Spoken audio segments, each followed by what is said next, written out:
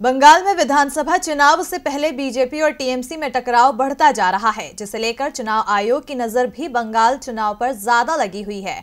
आयोग राज्य में कानून व्यवस्था को लेकर लगातार मशवरा कर रहा है। तो क्या है चुनाव आयोग की तैयारी, देखिए इस रिपोर्ट में।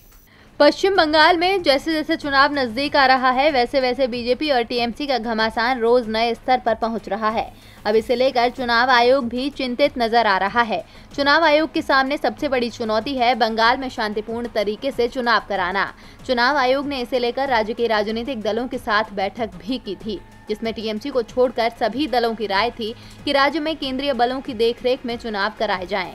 लोकसभा चुनावों के दौरान भी राज्य में अधिकांश बूथों पर केंद्रीय बलों की तैनाती हुई थी, लेकिन इस बार लगभग सभी बूथों पर केंद्रीय बल दिखाई दे सकते हैं।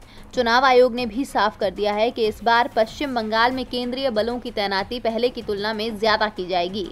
आयोग ने कहा है कि 2019 के लोकसभा चुनावों की तुलना में विधानसभा चुनावों में 25% अधिक केंद्रीय बलों की नियुक्ति सुरक्षा कर्मियों की तैनाती करने पर विचार कर रहा है, जिसे लेकर चुनाव आयोग के मुख्य चुनाव आयुक्त सुनील अरोड़ा ने राज्य में चुनावी कार्य में शामिल अधिकारियों को बता दिया है कि चुनावी कार्यों से इस बार राज्य की पुलिस को शामिल नहीं किया जाए।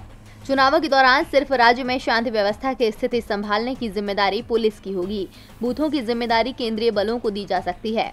आयोग ने केंद्रीय बल तैनाती को लेकर जो तर्क दिया है, उसमें उसने कहा है कि प्रदेश में मतदान केंद्रों की संख्या में बढ़ोतरी हुई है।